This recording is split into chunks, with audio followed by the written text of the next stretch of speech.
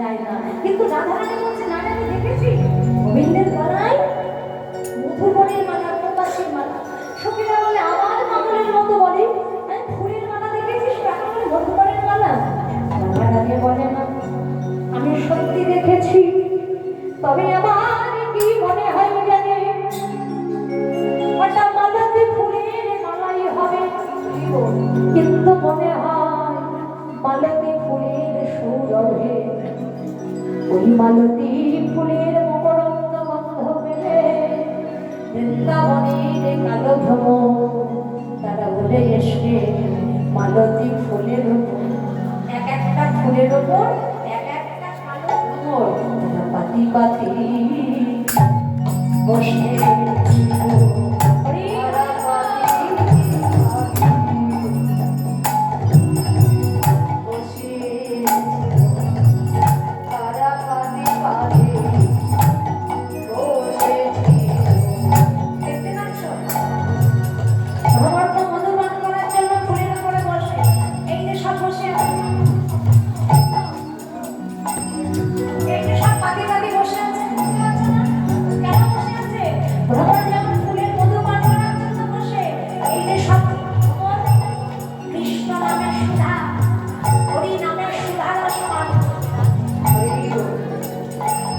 পাতি পাতি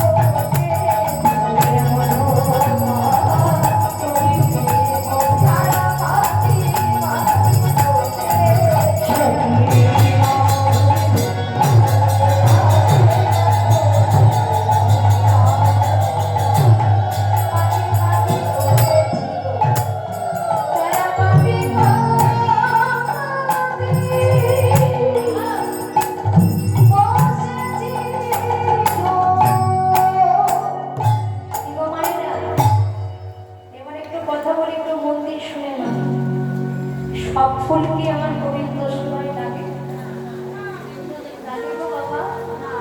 গাছে তো অনেক ফুল ফোটে, অনুভব করো আমি কি কথাগুলো বলছি। একটা গাছে অনেক ফুল ফোটে বাবা, কত ফুল তুলে ভক্তরা সাজি ভরে নিয়ে এসে গোবিন্দ সেবায় দিচ্ছে, কত ফুল গাছের উপরেই থেকে যাচ্ছে যাদেরকে নাগাল করা যাচ্ছে, আর কত ফুল হাসি হয়ে ফুলের মধ্যে গড়াগড়ি খাচ্ছে।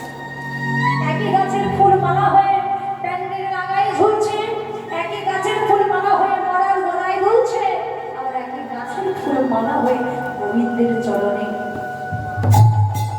কেন? একই তো গাছের ফুল, কেন?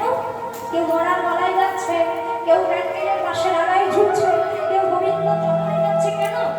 সবাই কেন গোবিন্দ চরণে যাচ্ছে না? বুঝে না, প্রত্যেক ফুল গোবিন্দ সেবায় লাগে না। কোন ফুলটা গোবিন্দ চরণ পাই জানো?